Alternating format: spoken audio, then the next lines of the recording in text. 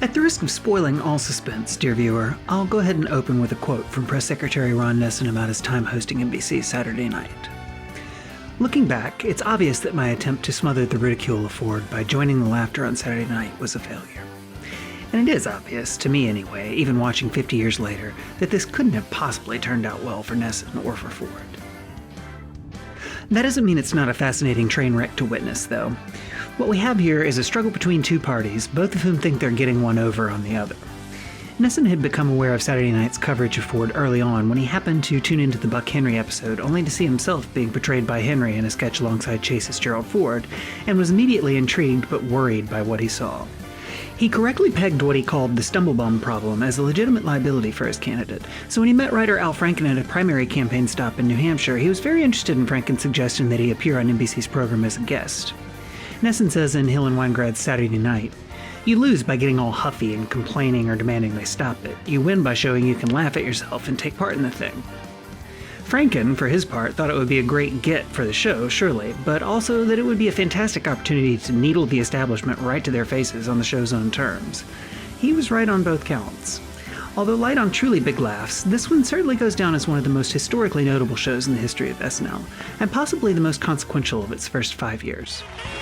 Ladies and gentlemen, the Press Secretary to the President of the United States. Former NBC News correspondent Ron Nessen became press secretary for President Ford following the resignation of Nixon and his secretary, Gerald Terhorst. Frankly, that's about all the biography you need to know about the man to have the proper context for his hosting gig on SNL, so I won't bore you with more detail than that. He seems like a perfectly nice fellow, but his biography is hardly as salacious or intriguing as a Desi Arnaz or a Richard Pryor.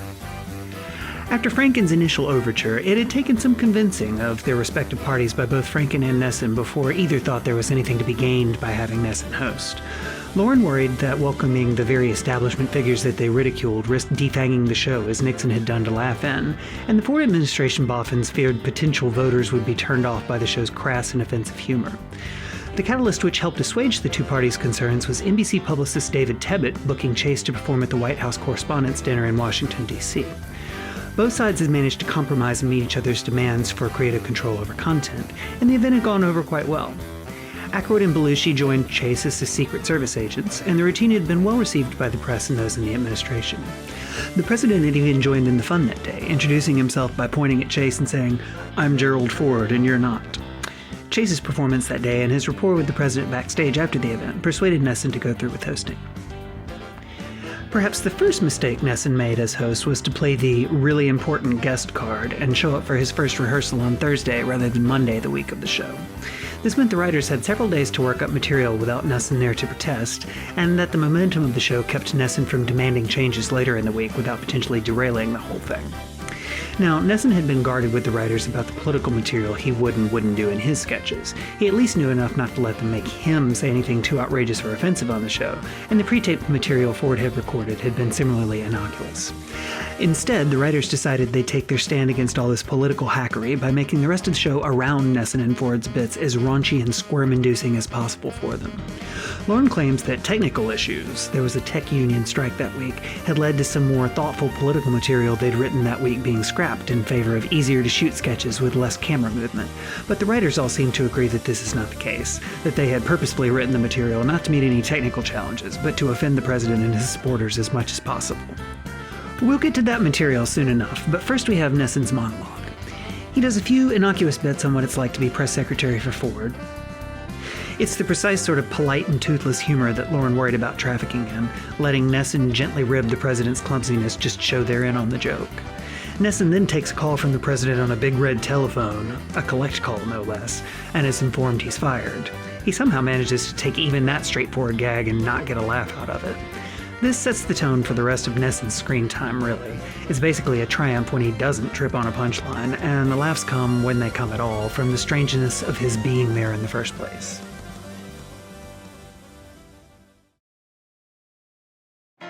Punk rock progenitor Patti Smith released her first album, Horses, about a month after NBC's Saturday Night hit the airwaves. This was, in fact, her very first network TV appearance.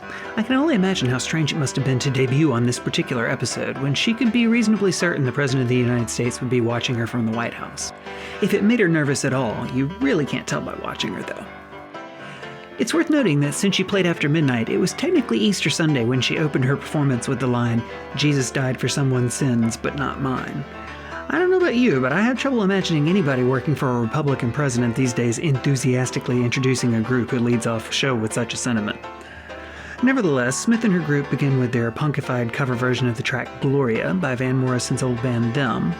It's got 3 chords, repetition, and blasphemy, the key ingredients of punk rock, and it's a great performance. I can't exactly say the same for their second number, though, another cover, this time The Who's My Generation. My favorite part of that one is just watching Patti vacillate between catatonically not playing at all and completely spazzing out all over the stage. This type of ultra-minimalist and simple, not to mention poorly played punk rock is not my bag. Personally, I prefer the group Television from the CBGB's period of early punk, as they actually knew how to play their instruments and not just destroy them. I'm quite certain Patti Smith doesn't give a shit what I think, though, and this is pretty essential viewing if you want to understand the early days of the punk rock genre.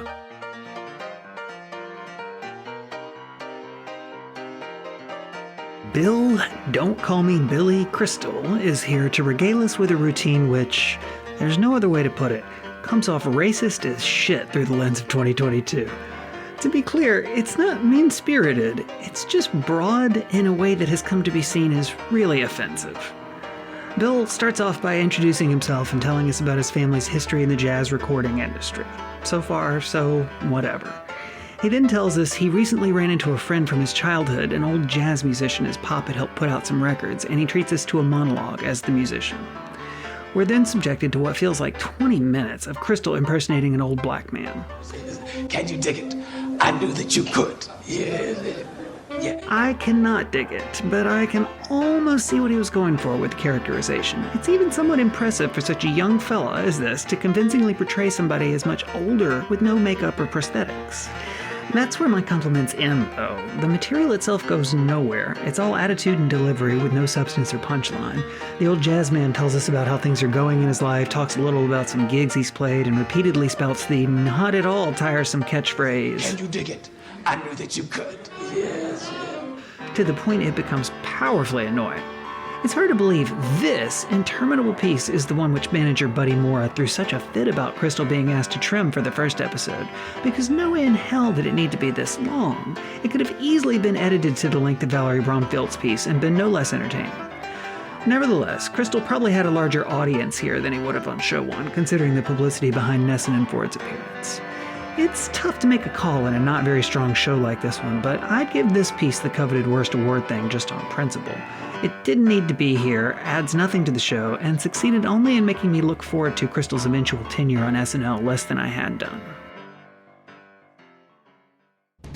Chevy uses the standard, and by this point somewhat passé, original variation of his catchphrase, and looks a little bored doing so. We then cut to Ford delivering the same line. He reads it as if someone's threatening his wife Betty with a machete just off camera. Good evening. I'm Gerald Ford, and you're not. No timing, no emotion, no humor. Ford's awful reading gets a bemused shrug from Chevy and a polite chuckle from the audience. What an utter dolt. What's the R for in Gerald R. Ford? To separate the first name and the last name, of course. See, Ford's not very bright. That's the joke, but frankly, they're going too easy on him tonight.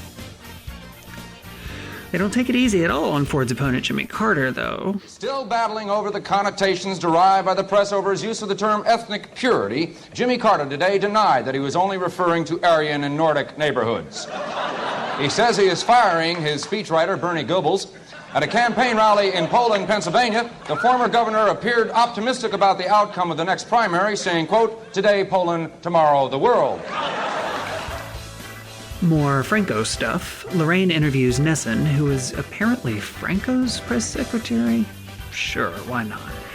He tells us Franco is in stable but dead condition, and it couldn't possibly have been read in any less funny a manner than it came out. Nessen has the comedy timing of, well, a White House press secretary. It's not great. We have a re-airing of the absolutely terrible Jerry Rubin wallpaper collection ad from The Paul Simon Show.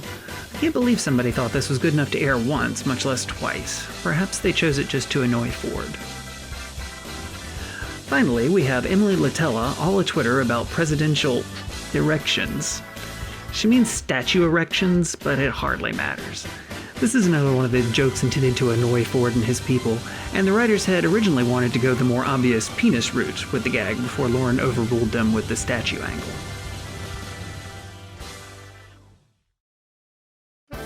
Gary Weiss has a film about garbage collectors. It's interesting, more so than usual anyway. They find lots of stuff in the garbage, apparently, like books and bodies and even a very cute puppy dog. This one has some good music in it, including a Pete Seeger song I'm glad to have been introduced to. Weiss's stuff is warm in a way Albert Brooks' stuff definitely wasn't, but I can't say it fits the tone of the show quite as well.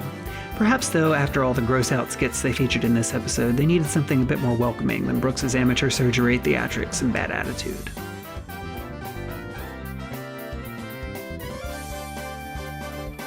Mildly salacious, but utterly inconsequential, in this whole movie we have a quartet of men singing as they urinate. Ah, the extraordinary breadth and depth of human expression. Yeesh. Ladies and gentlemen, once again, the Dead String Quartet. The cold open is a redo of Dead String Quartet from the first Gould show, but with President Ford on tape delivering the famous Live from New York line at the end as if he's being held at gunpoint. Live from New York. It's Saturday night. Lauren and Gary Weiss flew to D.C. to film Ford doing these lines, and they absolutely could not get a decent reading from him. Lauren tried to make the president more comfortable with his typical sense of humor. Mr. President, if this works out, just imagine how big it could end up for you, as if it would be some kind of huge showbiz break for the leader of the free world. Lauren says it didn't seem as if Ford cut the joke, though. The other fun tidbit I've read about this trip to D.C., and there's no other place to talk about it, so I'll just put it here, is that Weiss was apparently on a mission to stay coked out the whole time they were at the White House and spent an inordinate amount of time locked in the restroom. Pretty ballsy, Mr. Director.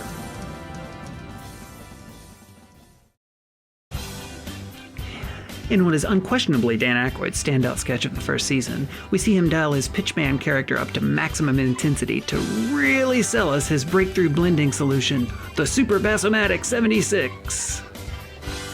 I can't really tell you anything about this one that hasn't been discussed to death already. Aykroyd presented it more or less fully formed at the writers' meeting that Monday, and the aired version is by all accounts identical to the first reading. What a glorious madman Danny was, and I truly look forward to seeing more of him over the next 4 seasons. Wow, that's terrific bass! We have Chevy hitting putts in the Oval Office, with a tennis racket, no less, and this time we have Nessen playing himself. Frankly, Buck Henry plays a more entertaining and convincing Nessen than Nessen does. Chevy does all the heavy lifting, of course. Ron just tries to keep up with him. I'm starting to think I'm actually going to be sad to see Chevy go at the end of the season, and I hadn't expected that when I started doing these videos. To the show's credit, they don't go any easier on Ford in this particular sketch than they usually do. He's portrayed as borderline incompetent, but it's still light-natured enough that Ford could credibly claim to be in on the joke without coming off as a weak person. They'd find other ways to embarrass him, though, without even having to call him names. For instance, with Jam Comparison, which pushed some boundaries for gross-out humor on network TV in 1976.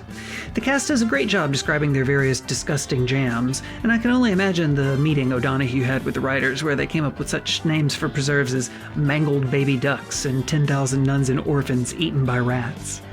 Writer Rosie Schuster says the Cinnamon Room was absolutely, the president's watching, let's make him cringe and squirm.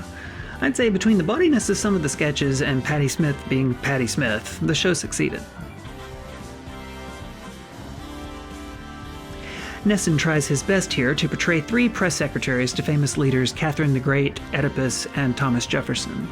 These are pointless filler fluff, with the only humor coming from Nessen's apparent discomfort as Jefferson's secretary having to deflect uncomfortable questions about Jefferson's ownership of slaves.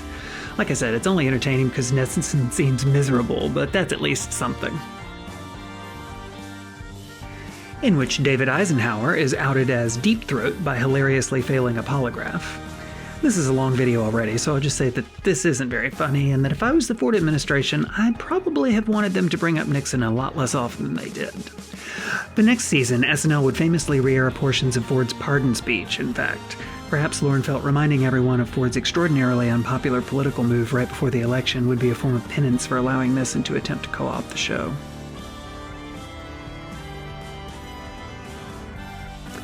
in which Belushi tries to recruit us into the army because they have access to all the good drugs now. Oh, I'm sorry. Hi, I'm Lieutenant Colonel Scott Schumann, with a word about today's new army. You know, today's army sure has gone through a lot of changes from when your old man was into it. Oh, I'm sorry.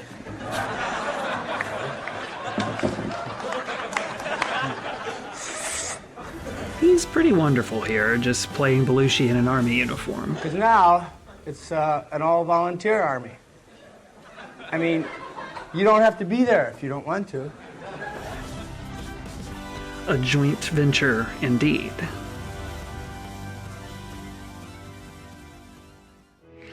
In another of the gross-out segments, which was probably intended specifically to make Betty Ford uncomfortable, Gilda gives us a gloriously straight-faced ad for Autumn Fizz, the carbonated douche. The burp at the end is a nice touch. Danny plays Tom Snyder in an uncharacteristically manic way. Was Tom more hyper in the 70s? Who's interviewing Nessen. Danny is capable of stealing focus even from otherwise interesting actors like Chase and Belushi, so Nessen really doesn't stand much of a chance making his mark here. Nothing can escape the gravity of Danny's Snyder. It's a bit big. When he gets done interviewing Nessen, he brings out Jimmy Carter's campaign manager, Mr. Peanut, but frankly, the sketch has run out of steam by then. This show's a bit ragged, if I'm honest. Chevy and Jane are in bed together, but they're too kinky for the court's approval. The justices all stand around and critique them. This is good topical humor, but more than a little quaint in 2022. No butt stuff stopped being the law some time ago, thankfully, at least in the States. Jane's "why aren't there any women?" question is great, though. "There are women, they're just aren't on the Supreme Court," replies Belushi. I guess times were different then, huh? Do too many cooks spoil the broth? Turns out they do not.